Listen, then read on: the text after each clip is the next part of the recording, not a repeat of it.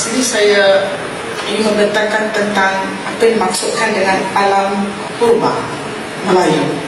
Saya menyentuh tentang alam purba, kemudian sedikit kita masuk ke alam klasik sebelum ke zaman Nabi Muhammad SAW. Di sini saya dapati ada satu peta yang menunjukkan bahawasanya tamadun dunia ini sebenarnya sudah lama bermula. Ya, kalau kita lihat di sini ialah tamadun alam Melayu bertarikh 1500 BCE. BCE bermaksud before Christ era. Before Christ era maksudnya sebelum Masihi. Ya, sebelum Masihi. Tamadun Melayu 1500 sebelum Masihi, dan kemudian tamadun yang paling awal sekali ialah Mesopotamia, bermula sekitar 5500 sebelum Masihi. Hakikatnya perbincangan saya dengan Prof. Mokhtar ia lebih lama lagi, sekitar 8000 sebelum Masihi. Dan kita tengok lembah Indus 2300 BCE. Dulu India dia tak nama India, dia nama lembah Indus. Jadi di sini kita tengok 2300 dan alam Melayu, Southeast Asia 1500 sebelum Masihi. Kemudian kita nampak ada Egypt. Sesudah Mesopotamia, ia adalah Mesir. Tamadun Mesir sekitar 3300 BCE, walaupun dia lebih awal lagi ya. Dan seterusnya kita ada Kreta. Sebenarnya Kreta ini ialah dia mengatakan 2500. Sebenarnya dia lebih rendah lagi. Kita kena faham yang buat ini adalah Western. Jadi dia akan menaikkan di bahagian sebelah sini, sebelah Greek, sebelah Rom dan sebagainya. Dan di akhir kita ada West Africa 400 BCE. Apa yang menarik di sini ialah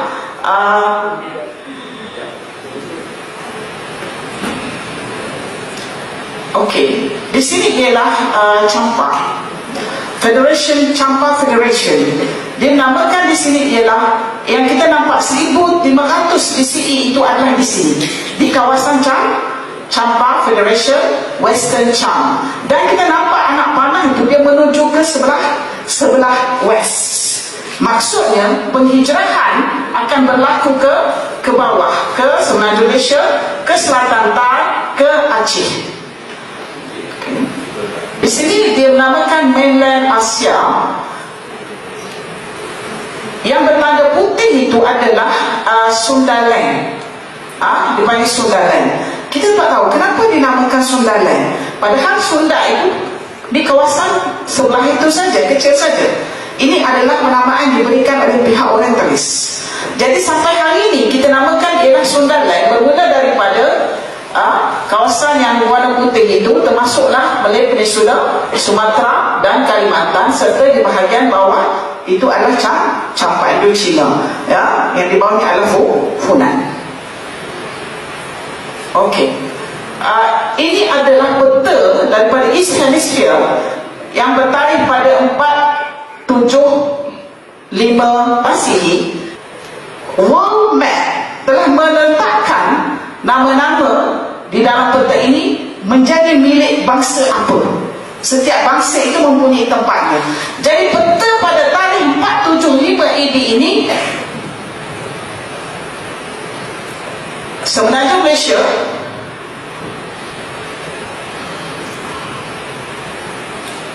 Semenanjung Malaysia adalah Malay, milik orang Melayu. Kalimantan adalah milik orang Melayu. Filipina adalah milik orang Melayu. Sebahagian daripada Sumatera milik orang Melayu. Keseluruhan kawasan Sulawesi juga adalah milik orang Melayu. Jadi maksudnya di sini pada tahun 475 sebelum Masihi, 475 Masihi, sebelum kelahiran Rasulullah SAW, Rasulullah lahir 571. Maknanya 100 tahun lebih kurang sebelum kelahiran Rasulullah SAW, inilah milik kita. Semua itu adalah milik bangsa Melayu. Dan peta ini bukan orang kita yang buat. Peta ini adalah pihak World Map yang buat. Ya. Kita melihat bahawa sejarah alam Melayu ataupun campa itu telah bermula 1500 BCE bermaksud alam purba, alam kuno. Ya, kalau klasik dia kira selepas ED, selepas 1 ED, the birth of the Prophet Isa, sehinggalah ke zaman Rasulullah SAW diiktiraf sebagai alam klasik. Tapi alam purba ini sebelum kelahiran Isa alaihissalam. Justru kita melihat 1500 BC, ya, BC, tamadun kuno campa Melayu wujudnya hubungan alam Melayu dengan agama Hanif. Buktinya apa? Terdapat agama Hanif. Dan ini tiada dalam catatan penjajah. Dan begitu juga bukti yang lain, Mesir kuno telah berhubung dengan alam Melayu melalui pelayaran. Kita pergi kepada kaitan dengan agama Hanif. Kita sebagai orang Islam, kita memang percaya apa yang Quran dan hadis sebut. Sebagaimana dalam surah Al-Baqarah, A'udzubillahi minasyaitonir rajim, surah Al-Baqarah ayat 30. Wa idz qala rabbuka lil malaikah inni ja'ilun fil ardi khalifah. Qalu ataj'alu fiha man yufsidu fiha wa yasfiku ad-dima wa nahnu nusabbihu bihamdika wa nuqaddisu lak. Qala inni a'lamu ma la ta'lamun. Sadaqallahul azim. Ayat ini menunjukkan bahawasanya kejadian manusia itu adalah daripada Adam alaihissalam, dan Adam alaihissalam adalah manusia yang pertama. Ayat ini hakikatnya telah menolak teori Darwin. Apabila kaedah-kaedah nahwu dan saraf kita kaji, kita dalami, kita analisa kan, kita dapati bahawasanya sebelum Adam alaihissalam itu memang wujud makhluk yang berdaging dan berdarah.